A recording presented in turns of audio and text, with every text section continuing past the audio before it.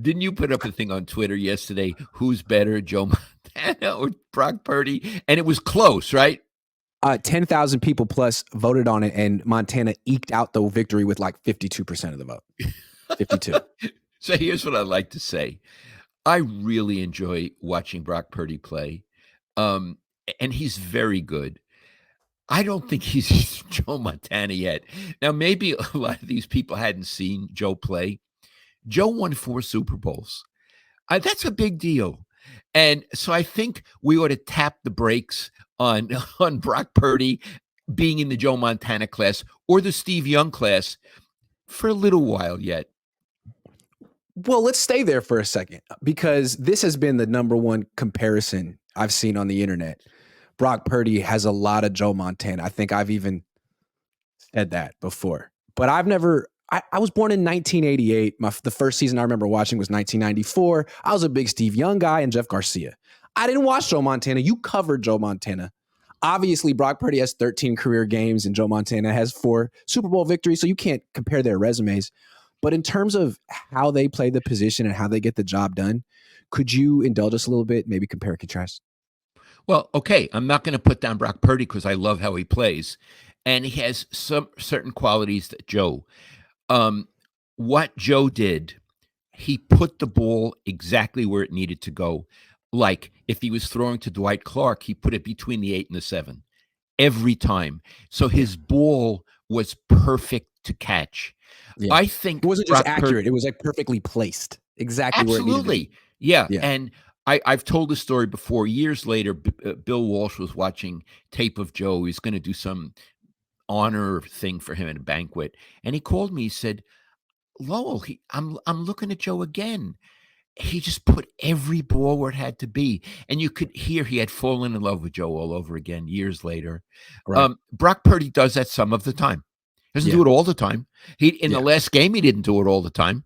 No. Joe did it all the time. Brock Purdy, they say, well, his arm isn't all that strong, but he makes up for it.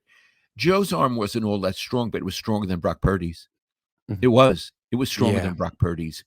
In addition, I saw any number of games where Joe was behind. And you have to say, is he a winner? Mm-hmm. And Joe, not always, but most of the time, reached the crisis moment and he's a winner. We're going to get to this later. We haven't seen that in Purdy yet. We haven't seen it. He almost never plays with a deficit.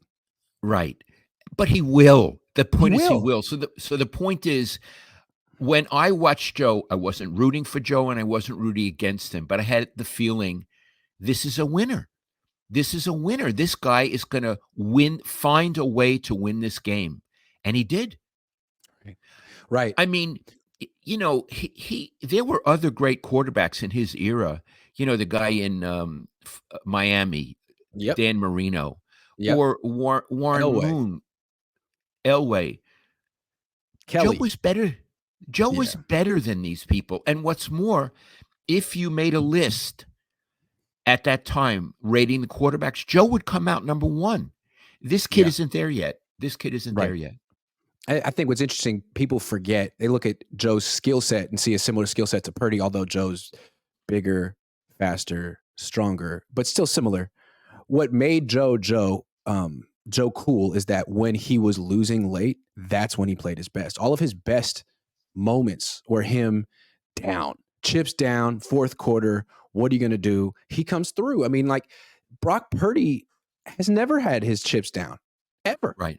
He got hurt one time. That was terrible. He came back and he's still improving, but that's waiting for him at some point. Yeah. Unless he goes 20-0 this year. I look at Joe Montana like Muhammad Ali. He would win the fight. He would win the game, and he would do it in his own way. Yeah, absolutely. He was at that level as an athlete. Yeah. And we haven't seen that from Brock yet, but we may at some point. Yeah. That's it. Thank you for giving that comparison. Not many people that talk about the Niners really saw Joe Montana play. You got to be at least 40. I'm at least 40. At least you're 45. Jeremy Price says, I think we have a damn good quarterback. Also, Purdy deserves us speaking good on him rather than the previous quarterbacks. Chip, Tom Sula, Jimmy, Voldemort, Lance, gone. Voldemort. Wow.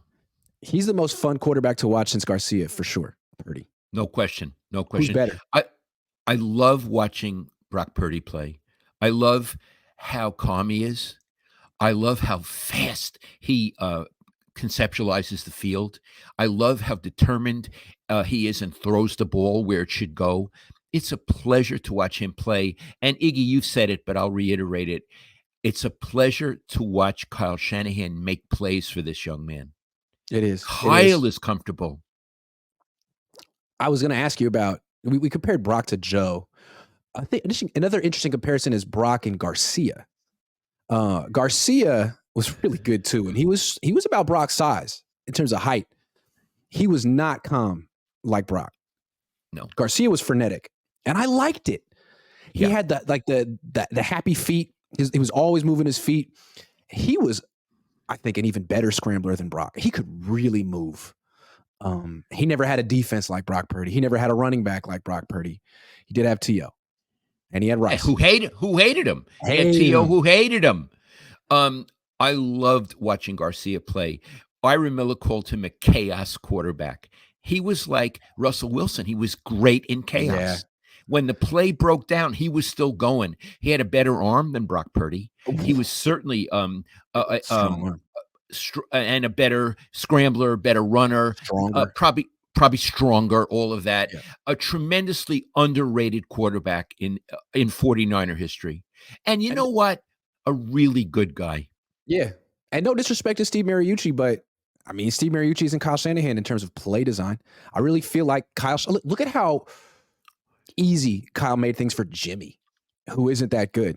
I mean, he is making things easy on all of his quarterbacks in a sense. And I think Jeff Garcia, if you put prime Jeff Garcia on this team, he would have been phenomenal. He would have been phenomenal on this team. Absolutely. On this team. And I can tell you that Bill Walsh loved Garcia. When he came back to Stanford, he had Steve Stenstrom, a lovely guy, and they beat San Jose State and with Garcia there. But Bill had seen him, and Bill had a filing in his head of the quarterbacks he wanted, and he went to bat for Garcia. I can also tell you this. When Stanford beat San Jose State, Terry Shea, who was Bill's offensive coordinator, had been the head coach at San Jose State. And afterward, he went into, I think he might have gone into the San Jose locker room, and Garcia saw him and broke down into tears. He was an emotional guy with a lot of feeling. Garcia was different too about him and Brock Purdy. Brock Purdy, there's almost no emotion. Yeah. If you ask him a question, he'll always go, yeah, meaning I'm taking it in. And he answers. He goes, But Garcia acted in life the way he played. He was full of passion and emotion. And one time, Iggy, I got to tell you, I never told you this. I was interviewing him one-on-one. You could really do it in those days. I could interview the quarterback, and we were alone in a room, and I mentioned something about San Jose State. Jeff Garcia broke down in tears again. Yeah. And I didn't think, oh, this is not manly or whatever. I thought, what a great guy to have all these feelings. And I wouldn't have a feeling that Brock Purdy is going to break down in tears. Either approach is great, but I really thought Jeff Garcia both played and lived in a certain way that I found attractive. Yeah, the Brock Purdy personality on the field is much more Aaron Rodgers-ish, bored. Confident he's bored. Like, he's open. Brady was like that too. Brady was like that too. Very much. And Montana was like that. Yeah. Michael Silvers, new member. Thank you, Michael. The bad guy says Eagles are better. Last year, all over. Just wait. Well, we'll talk about that. Jeremy Price, peace and love to you both. Wouldn't want anyone else covering. Thank you, Grant, for your hard work day in and day out for years. Papa Cohn, damn great job. Thank you, Jeremy. Thank you, Jeremy. Office of Jed York says, hey, Grant, the skeptic in me thinks the Browns will be the true test for Purdy Kyle. D is ranked number 1 and coming off a bye. Dallas defense is fugazi. We're going to talk about that. We're right there with you. The PO says, Grant, your next poll should be Scott Bull versus Blaine Gabbert. Huge fan, Papa Cohn. Not sure who Scott Bull is, but okay.